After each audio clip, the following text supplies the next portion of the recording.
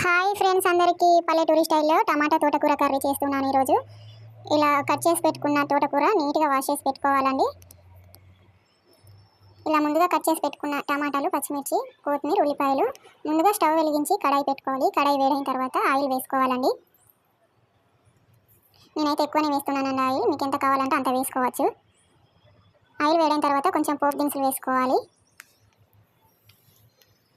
కొన్ని వెల్లుల్లి వేసుకోవాలి,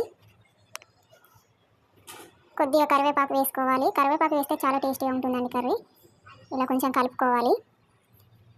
ఉల్లిపాయ ముక్కలు వేసుకోవాలండి, సన్నగా పొడుగా కట్ చేసి. కొంచెం కొత్తిమీర వేసి కలుపుకోవాలి. పచ్చిమిర్చి వేసుకోవాలండి.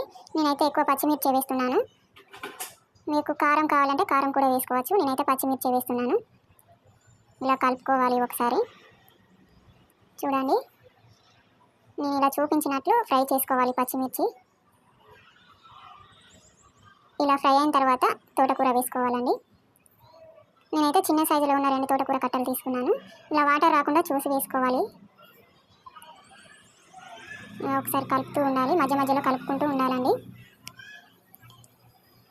ఇలా ఫ్రై అయిన తర్వాత టమాటా ముక్కలు వేసుకోవాలి.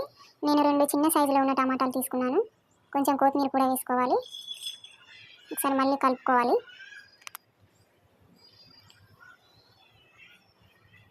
ఒక స్పూన్ ఉప్పు వేసుకోవాలి.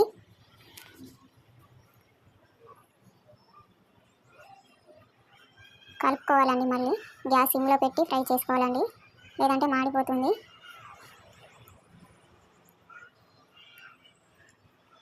చూడండి వాటర్ ఎలా వచ్చాయో, ఈ వాటర్ పోయేంతసేపు ఫ్రై చేసుకోవాలి. ఇలా మధ్య మధ్యలో కలుపుతూ ఉండాలండి, లేకుంటే మాడిపోతుంది. చూడండి, ఆయిల్ ఇలా ఓపించేలా ఫ్రై చేసుకోవాలి.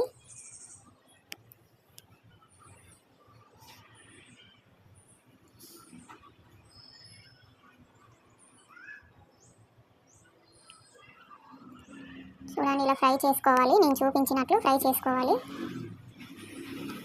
పల్లెటూరి స్టైల్లో టమాటా తోటకూర కర్రీ ఇలా ఒకసారి ట్రై చేసి చూడండి ఫ్రెండ్స్. చాలా అంటే చాలా బాగుంటుంది, చాలా టేస్టీగా కూడా ఉంటుంది. ఒకసారి ఇలా ట్రై చేసి చూడండి. మా ఛానల్కి అయితే సపోర్ట్ చేయండి ఫ్రెండ్స్. కామెంట్ చేయండి, షేర్ చేయండి, లైక్ చేయండి ఫ్రెండ్స్. మా ఛానల్ సబ్స్క్రైబ్ చేసుకోండి ఫ్రెండ్స్.